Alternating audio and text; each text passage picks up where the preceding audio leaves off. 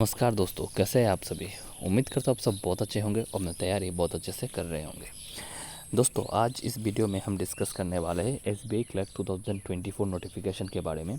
इसमें आपका cut off as क्या रहने वाला है, इसमें वैकेंसी कितने आने वाली है और बहुत सारे मुद्दे के ऊपर हम इसका सैलरी क्या होगा, सारे इस वीडियो में हम डिस्कस करेंगे। एक वीडियो में मैं सारे आपके जितने भी डाउट है, फर्स्ट वेटिंग लिस्ट कब आएगा, प्रोसेस कब है, जो भी चीज़ें हैं मैं इस वीडियो में ट्राई करूँगा आपकी डाउट क्लियर करने के। ठीक है, तो ये वीडियो आप एंड तक ज़रूर देखिए।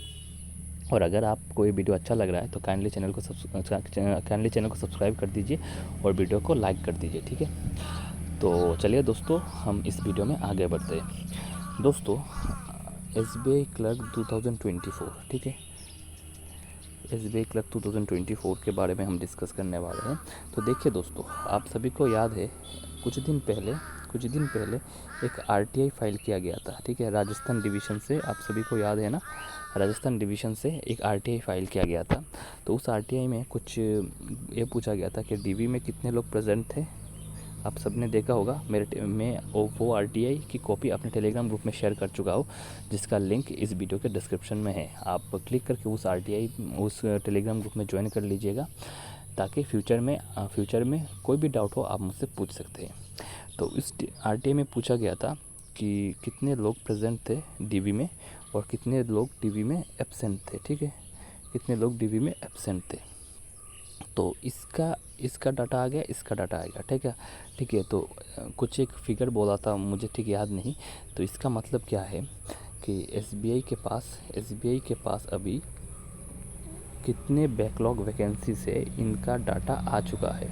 ठीक है, जो टीवी में प्रेजेंट नहीं हुए, इसका मतलब क्या है, तो और कितने लोग एक्सटेंशन मांगा वो भी डाटा था। ठीक है, तो एक्सटेंशन मांगा, जितने भी लोग एक्सटेंशन मांगा, इन सारे की डाटा है। तो आप मान सकते हैं इनका जो कॉन्क्रीट फॉर्म में एक डाटा होगा, कॉन्क्रीट फॉर्म में जैसे मुंबई ऑफिस में जाएगा, उसका जो एक डाटा होगा वो जैसे राजस्थान हो गया आपका, दिल्ली हो गया आपका, उसके बाद नॉर्थ ईस्ट हो गया आपका, इन सब जोन से जब एक डाटा जाएगा, वो डाटा किधर जाता है, वो डाटा जाता है मुंबई में। ठीक है, वो डाटा जाता है मुंबई में। ठीक है, तो मुंबई में जब वो डाटा जाएगा तो वो आप मान लीजिए कि सितंबर 15 तक वो सारे चीज़ें एचओ पे से सबमिट कर दिए जाएंगे। ठीक है, क्योंकि तो हर जोन के पास तो हर चीज़ का डाटा है, हर चीज़ का वो हो गया।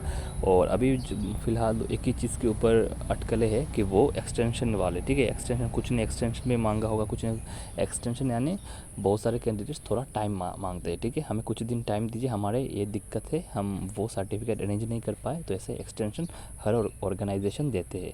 अगर आप भी ऐसे एक्सटेंशन ले सकते हो, अगर आपका डीवी में कोई चीज़ अटक गया है या कोई सर्टिफिकेट आपके पास नहीं है, तो आप ऐसे एक्सटेंशन ले सकते हो।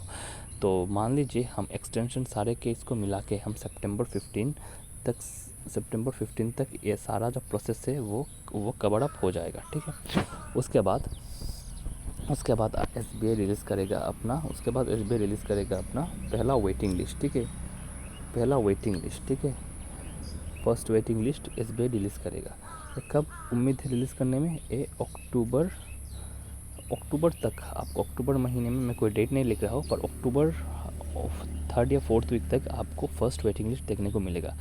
ये किसके बेसिस में मैं बता रहा हूँ, ये पिछले साल जो ट्रेंड है, मैं उसके बेसिस में आपको बता रहा हूँ। ठीक है, उसके बाद अक्टूबर में आपको ये चीज़ देखने को मिलेगा। ठीक है, जब ये चीज़ आपको देखने को मिलेगा अक्टूबर में, जब आपका पहला वेटिंग लिस्ट आ जाएगा, उसके बाद आपका शुरू होगा न्यू नोटिफिकेशन के रिगार्डिंग काम। ठीक है, न्यू नोटिफिकेशन के रिगार्डिंग काम। ठीक है, अक्टूबर के बाद अब कभी भी न्यू नोटिफिकेशन, तब तक तो आपका शायद पहले एसबीआई पीओ का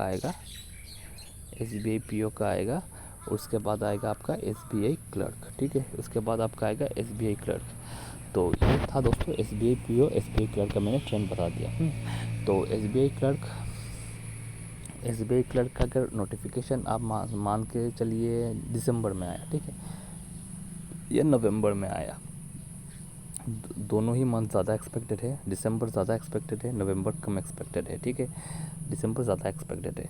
अगर दिसंबर को आया तो सर इसका एज कट ऑफ क्या 1 दिसंबर से काउंट होगा, 1 दिसंबर से काउंट होगा या 1 अप्रैल से काउंट होगा, ठीक है। तो कब से काउंट होगा? तो दोस्तों मैं आपको बताना चाहता हूँ, इसका जो एज कट ऑफ है ये 1 अप्रैल से 1 अप्रैल से काउंट होगा, ठीक है।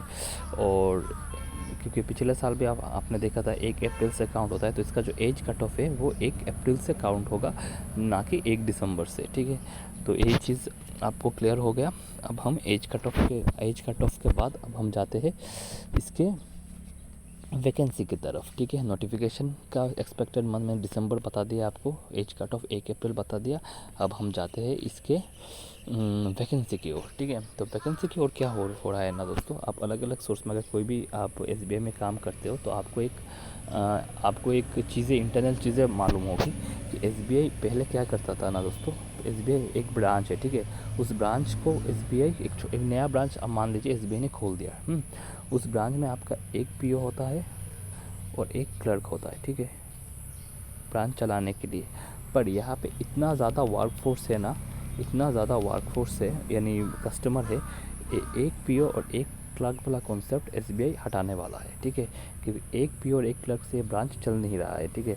तो एसबीआई ने क्या किया, अभी जो नया सर्कुलर है वो एक पीओ की जगह 2 क्लर्क का कॉन्सेप्ट लेके आया है, ठीक है। 2 क्लर्क का कॉन्सेप्ट लेके आया है, एक पीओ 2 क्लर्क। हाँ, तो इससे क्या होगा, नए ब्रांच खोलेंगे और जितने भी पुराने ब्रांच है उन सारे ब्रांच में एक एक क्लर्क करके ऐड होंगे, ठीक है। ऐड होने के बाद तो क्या होगा दोस्तों, यहाँ पे जो रिटायरमेंट भी है, एसबीआई में रिटायरमेंट भी होगा, क्लरिकल कैडर में कुछ प्रमोशन भी होगा, कुछ बैकलॉग भी होगा। तो इन सब मिला के आप मान लीजिए इस बार जो है वैकेंसी 10 के प्लस रहने की पूरी उम्मीद है, ठीक है। और ये मैं नहीं कह रहा हूँ, एसबीआई का जो चीज़ें जो स्टेटस निकल के सामने आ रही है वो बता रहा है, ठीक है। और एसबीआई पहले भी बता चुका है, पीओ में बहुत सारे इस बार रिक्रूटमेंट होने वाले हैं। ऐसे आपने मार्च महीने में एक पेपर कटिंग भी देखी थी और एसबीआई के अलग अलग बयान से ये चीज़ क्लियर हो रही है। उसके बाद क्योंकि बैंकिंग में जो क्या है ना, अभी बहुत एक्सपांड हो, इंडियन इकोनॉमी जो है वो बहुत ही एक्सपांड हो रहा है। और इससे क्या होगा, इससे आपको वर्कफोर्स की बहुत ज़्यादा ज़रूरत है, ठीक है। तो ये था दोस्तों, मैंने वैकेंसी लगभग मुझे जो लगता है जो 10K के करीब या 10K प्लस होने की पूरी उम्मीद है इस बार। हाँ, तो आप लोग बोल रहे थे एबीपीएस क्लर्क में फाइनल वैकेंसी क्या होगी, इसके रिगार्डिंग भी मैं आपको ज़रूर बताऊंगा, ठीक है। तो ये था, मुझे वैकेंसी के रिगार्डिंग जो अपडेट देना था वो दे दिया, ठीक है। उसके बाद लास्ट में हम आते हैं सैलरी की ओर। हाँ, तो सर एसबीआई क्लर्क की सैलरी क्या होगी और क्या रहती है, ये अगर नए कैंडिडेट है तो देखिए दोस्तों, आपको तो ग्रॉस सैलरी जो मिलता है वो 46K मिलता है अभी, ठीक है। ग्रॉस जो 46K मिलता है।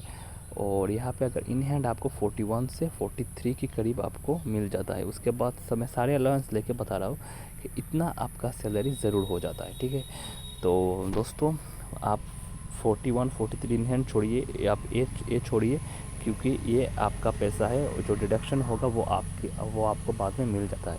तो हम सैलरी कितना मानेंगे, 46K। और अगर डीए जेआईबी सीआईबी आप क्वालिफाई करते हो तो आपको 50K तक आपको आराम से आपको मिल जाएगा। तो ये बहुत ही अच्छा सैलरी स्ट्रक्चर है दोस्तों, और एक बड़ी अपॉर्चुनिटी आपके लिए आने वाली है आने वाले वक्त में, ठीक है। तो दोस्तों ये था एसबीआई क्लर्क रिगार्डिंग अपडेट। और इसका कुछ दिन बाद में इसके रिगार्डिंग इसका कैसा एग्ज़ाम होता है, आपको क्या पढ़ना चाहिए, कहाँ से पढ़ना चाहिए, कैसे स्ट्रक्चर फॉलो करनी चाहिए, उन सब के रिगार्डिंग मैं आपको अगले वीडियो में अपडेट दे दूँगा। तो दोस्तों आज के लिए इस वीडियो में इतना ही। आई होप आपको ये वीडियो अच्छा लगा होगा। अगर ये वीडियो आपको अच्छा लगा है तो काइंडली हमारे वीडियो को लाइक और चैनल को सब्सक्राइब करना ना भूलें। नेक्स्ट वीडियो में हम एसबीआई पीओ की रिगार्डिंग डिस्कशन करेंगे। धन्यवाद।